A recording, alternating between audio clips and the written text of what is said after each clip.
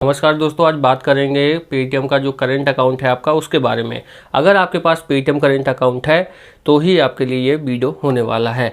आपको बता दूं, जो पेटीएम का करंट अकाउंट है उसके लिए एक होम पेज पर आपको एक फॉर्म भरना पड़ेगा, जो कि अभी हाल ही में मैंने देखा है, मैंने कल या परसों में ही देखा है, तो उसको मैंने फिल किया है। उसको कंपलसरी है क्योंकि आरबीआई की जो गाइडलाइंस है उसके अकॉर्डिंग। तो आपको चलिए दिखाता हूँ कि आपको क्या करना है।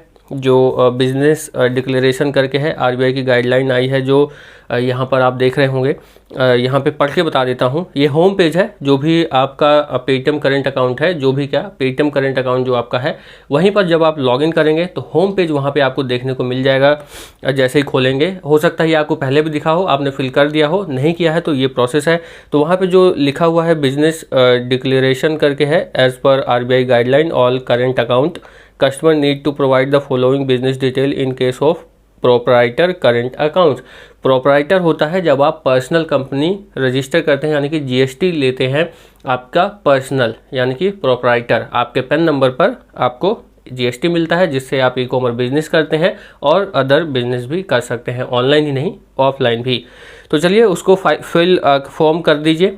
उस पर आप जैसे ही कर देंगे, क्योंकि मैंने इंग्लिश में पढ़ा और हिंदी में भी मुझे पता करना था कि क्या लिखा हुआ है, तो यहाँ पे आप देख रहे होंगे, स्क्रीनशॉट लगा दूंगा। तो वहाँ पे लिखा है आरबीआई के अनुसार, जो आरबीआई के दिशा निर्देश के अनुसार सभी चालू खाता ग्राहकों को प्रोपराइटर चालू खातों के मामले में निम्नलिखित व्यावसायिक विवरण प्रदान करने की आवश्यकता है। तो ये था उसका मतलब। अब यहाँ पे पूछा क्या जा रहा है उसके बारे में बात करते हैं। तो देखिए, वहाँ पे ये पूछा जा रहा है कि does your business involve in import export.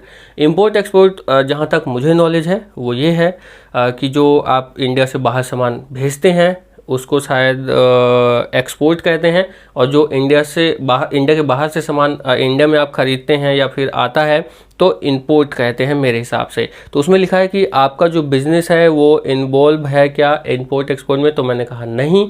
और उसके बाद एक डिक्लेरेशन है नीचे, उसको भी मैंने इंग्लिश टू हिंदी किया, उसके बाद मैंने सबमिट किया, वो आपको दिखाना चाहूँगा, एक सेकेंड। और उसके साथ साथ ये भी आपको बता दूं कि जो यहाँ पर डिक्लेरेशन है उसको मैंने हिंदी में जो किया वो आपको पढ़ के सुना दूं। मैं घोषणा करता हूं कि मैं भारत का कर निवासी हूं और कोई अन्य देश नहीं हूं, कोई अन्य देश नहीं हूं। इस तरह है, मैं घोषणा करती हूं कि मैं भारत का कर निवासी हूं और कोई अन्य देश नहीं हूं, ऐसा लिखा है शायद कि किसी अन्य देश का नहीं हूँ करके। यदि उपरोक्त किसी भी जानकारी में परिवर्तन होता है तो मैं 30 दिनों के भीतर नए विवरण प्रस्तुत करने के लिए सहमत हूँ। यानी कि इसमें ये लिखा गया है कि जो आप इंडिया के करदाता हैं, इस तरह से करके लिखा है, इंडिया कर निवासी हूँ करके लिखा है, अन्य देश के नहीं, तो वही आपको डिक्लेयर करना है वहाँ पर। तो जैसे ही आप इंपोर्ट एक्सपोर्ट को नो कर देंगे, वैसे आपको बता दूँ जो उमेश जहाँ पे काम करते हैं उनकी कंपनी इंपोर्ट एक्सपोर्ट करती है, तो जो नॉलेज है वहीं से थोड़ी मिली है, तो वो बाहर उनके कंपनी से सामान जाता है तो वो शायद एक्सपोर्ट हो गया, इंपोर्ट बाहर से, जब इंडिया के बाहर से आएगा तो उसको इंपोर्ट कहेंगे। तो वो उसमें मेरा कोई नहीं है बिजनेस। अगर आपका बिजनेस होता है तो शायद आपको यस करना पड़ेगा। एक बार कस्टमर केयर पर भी बात कर सकते हैं, जिससे करंट अकाउंट आपने खुलवाया है, जो रिप्रेजेंटेटिव पेटीएम पेमेंट बैंक के आए थे और आपका करंट अकाउंट खोल के गए थे, उनसे ज़रूर बात कर सकते हैं।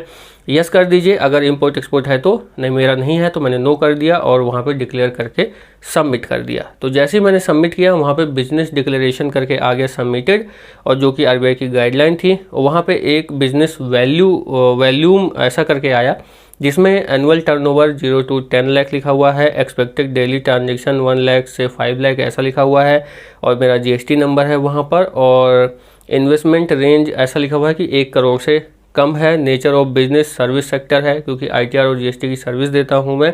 और वहाँ पे बिजनेस इन्वॉल्व इंपोर्ट एक्सपोर्ट वहाँ पे नो लिखा हुआ है। तो ये डिक्लेरेशन आपको देना होगा, जो कि पेटीएम पेमेंट का जो पेटीएम पेमेंट बैंक का जो करंट अकाउंट है उसमें। इस वीडियो में इतना ही। चैनल को लाइक शेयर सब्सक्राइब जरूर कर देना। आपको इसके बारे में डिस्कस करना है तो जो रिप्रेजेंटेटिव आए थे पेटीएम पेमेंट बैंक के, उनसे आप कर सकते हैं, या फिर जैसे भी आपने चाहे कस्टमर केयर से बात की हो पेटीएम के, या फिर उनके रिप्रेजेंटेटिव आए थे, जिनसे भी आपने करंट अकाउंट खुलवाया है या खुला है जिस भी तरीके से, या तो ऑनलाइन यानी कि कस्टमर सपोर्ट से बात कर सकते हैं, या फिर ऑफलाइन फिजिकली अगर आपके पास रिप्रेजेंटेटिव आए हैं तो उनसे भी बात कर सकते हैं। वैसे करंट अकाउंट के लिए एक बार वेरिफिकेशन जो है वो एड्रेस का होता है, जीएसटी और वो आपका जो एमएसएमई है वो शायद लेते हैं। हाँ, यही डॉक्यूमेंट्स हैं, बाकी याद नहीं है मुझे। तो फिजिकली मुझे लगता है रिप्रेजेंटेटिव आए ही होंगे, तो उनसे आप बात कर सकते हैं इसके बारे में। इस वीडियो में इतना ही। चैनल को लाइक से सब्सक्राइब जरूर कर देना। अगली वीडियो में मुलाकात होगी। नमस्कार।